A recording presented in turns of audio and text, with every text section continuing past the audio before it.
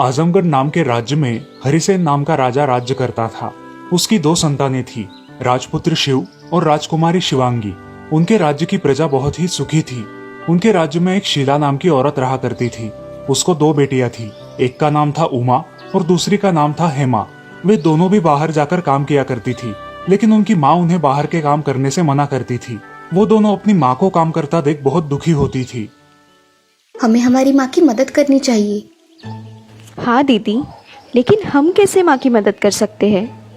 अरे हिमा, पिछले साल मैंने जिस जादूगरनी के यहाँ काम किया था, उसने मुझे एक वरदान दिया था कि मैं एक विशाल वृक्ष में बदल सकती हूँ। चलो हम आजमाते हैं। उसके लिए मुझे एक पानी का घड़ा और 1 कटोरी गुलाब की पंखुड़ियाँ लगेंगी। जाओ, तुम लेकर आओ। हेमा सारा सामान ले आती है।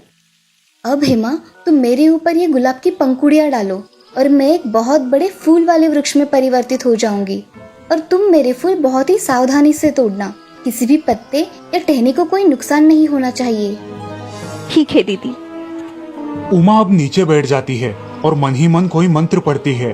तब हेमा उसके बदन पर गुलाब की पंखुड़ियाँ डालती है। देखते ही देखते उमा एक फूलों वाले वृक्ष में परिवर्तित हो जाती है। ये देख हेमा बहुत खुश हो जाती है और 2 टोकरी भर के फूल बड़ी सावधानी से तोड़ती है। उसके बाद वो उसके बदन पर एक घड़ा पानी डाल देती है। अब उमा वापस एक लड़की में परिवर्तित हो जाती है। दीदी, ये फूल कौन बेचने जाएगा? मैं जाती हूँ नगर में फूल बेचने के लिए। अब उमा राजमहल के बाहर फूल बेचने खड़ी हो जाती है। फूल ले लो, फूल, ताजा ताजा फूल ले लो। तभी उसकी आवाज शिवांगी सुन लेती है और शिवांगी अपने माँ के पास चली जाती है। माँ, मुझे एक सुंदर फूल दिखे हैं। वो बेचने एक लड़की बाहर खड़ी है। क्या मैं उसे महल में बुला लूं? हाँ, बुलाओ। तभी शिवांगी नौकरों से कहकर उमा को अंदर बुलाती है। नमस्ते महारानी, आपने बुलाया? हाँ, हमने बुलाया आपको। जी महारानी जी, क्या सेवा कर सकती हूँ मैं आपकी? ये फूल बहुत ही पसंद है राजकुमारी शिवांगी को। इसके कितने दाम लोगी? मैं क्या बोलूँ, हम गरीब लोग हैं महारानी जी। आप जितना दोगी मैं उतना ले लूंगी। ठीक है। रानी वो फूलों की टोकरी ले लेती है और एक सोने के सिक्कों से भरी हुई पोटली उमा को देती है। उमा वहाँ से चली जाती है। अब उमा भी सोने के सिक्के मिलने की वजह से बहुत खुश है। हेमा भी ये देखकर खुश हो जाती है। अब दोनों भी प्रतिदिन फूल निकाला करती थी और उन्हें बाजार में जाकर बेचा करती थी। राजकुमारी भी लगभग हर रोज वो फूल खरीदा करती थी। ये फूल हर रोज कौन लाता है? ऐसे फूल तो मैंने कहीं नहीं देखे। मुझे इन फूलों का पेड़ देखना है। राजकुमार, हमारे यहाँ ये फूल एक लड़की लेकर आती है। मुझे पता नहीं कि वो फूल कहाँ से लाती है, मगर हाँ, उसके घर का पता मुझे पता है। इन सुंदर फूलों का पेड़ तो देखना ही चाहिए। अब राजकुमार घोड़े पे सवार होकर उमा के घर पहुंच जाता है। उमा और हेमा अपने बगीचे में चली जाती है और हेमा और उमा रोज की तरह अपना काम करने में लग जाती है। अंत में उमा अपने मूल रूप में आती है। राजकुमार ये सब देख लेता है और उमा की सुंदरता पर फिदा हो जाता है। वो राजमहल आकर अपने पिता से कहता है, पिताजी, आज मैंने एक लड़की को देखा है और मुझे वो बहुत पसंद आई है। आपको कोई लड़की पसंद आई है यानी कि वो काबिले तारीफ होगी। हम कल ही उसके घर वालों से बात करेंगे। धन्यवाद पिताजी। अब महाराज अपने सैनिकों को बुलाकर उसकी माँ को महल आने के लिए बोलते हैं और सैनिक शीला के घर जाकर उसे बुलावा भेजते हैं। उमा, हेमा, जल्दी बाहर आओ। महल से बुलावा आया है। फूल वाली लड़की कौन है? मुझे कोई बताएगा ये क्या हो रहा है? तभी हेमा और उमा माँ को उनका फूल बेचने का किस्सा बताती है। ये सुनकर उनकी माँ बहुत दुखी हो जाती है और अगले दिन क्या होगा इस चिंता में डूब जाती है। अगले दिन सुबह शीला राजमहल में गई। तब महाराज और महारानी एक मेज पर बैठे हुए थे और किसी का इंतजार कर रहे थे। शीला महल में आई। महाराज, क्या सेवा कर सकती हूँ मैं आपकी? कुछ गलती हुई है मुझसे? अरे आइए आइए, बैठिए। हमने आपको आज कुछ खास काम के लिए बुलाया है। कैसा काम महाराज?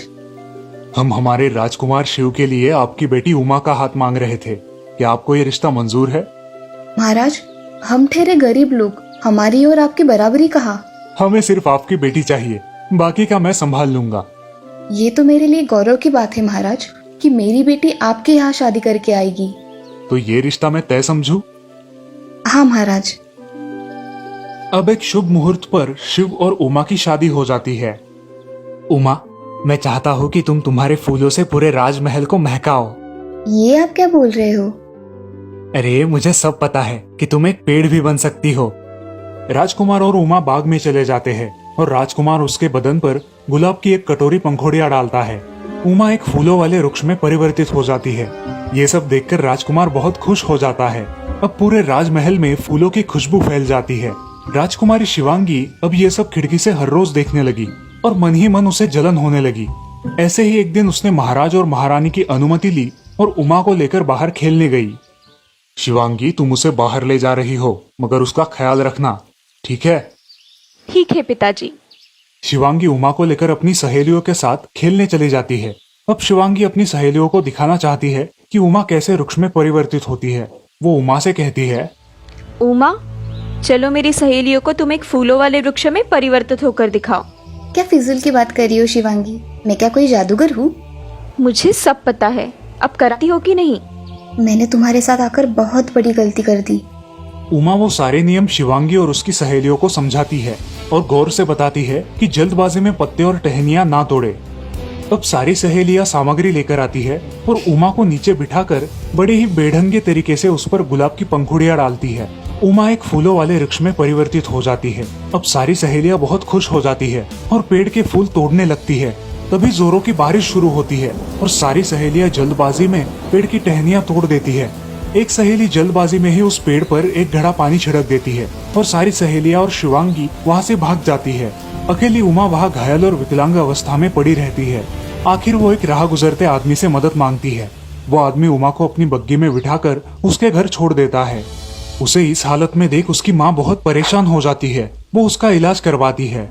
वहाँ राजमहल में शिवांगी, उमा कहाँ है? वो नहीं आई? कहाँ छोड़ के आई हो उसे? आ जाएगी खुद ब खुद। महारानी राजकुमारी शिवांगी से पूछताछ करने की कोशिश करती है, लेकिन वो उन्हें कुछ नहीं बताती। राजकुमार शिव उमा को पूरे राज्य में ढूंढते हैं, लेकिन वो कहीं नहीं मिलती। ऐसे ही एक दिन राजकुमार उमा के घर के पास से गुजरते हैं। अचानक उन्हें उमा उसके घर दिखाई देती है। वे तुरंत उसके पास जाते हैं। राजकुमारी, तुम यहाँ हो? मैंने तुम्हें पूरे नगर में ढूंढ लिया, मगर तुम कहीं नहीं मिली। तुम यहाँ क्यों आए हो? मैं मेरी बेटी को तुम्हारे साथ नहीं भेजूंगी। शीला राजकुमार को सारा किस्सा बता देती है। शिवांगी को उसके किए की सजा जरूर मिलेगी और उसे उचित दंड हो, इसका इंतजाम मैं करूंगा। अगर आप शिवांगी को माफ कर देंगे तो ही मैं महल में वापस आऊंगी। ठीक है राजकुमारी। अब राजकुमार उसे उसकी बात मान के अपने राजमहल ले जाता है। शिवांगी उससे माफी मांगती है। उमा ने तो उसे पहले ही माफ कर दिया था। अब महाराज राजकुमार शिव और राजकुमारी उमा का राज्याभिषेक कर देते हैं और वो राज्य के महाराज और महारानी बन जाते हैं। महाराज शिव अपनी रानी का अच्छे से ख्याल रखते हैं और अब वो दोनों खुशी खुशी अपना जीवन व्यतीत करते हैं। इस कहानी से हमें ये सीख मिलती है कि हमें हमेशा दूसरों के काम आना चाहिए, लेकिन कोई हमारी अच्छाई का फायदा उठाए तो उसे सबक भी सिखाना चाहिए, क्योंकि चुप रहना भी बहुत बड़ा गुनाह है।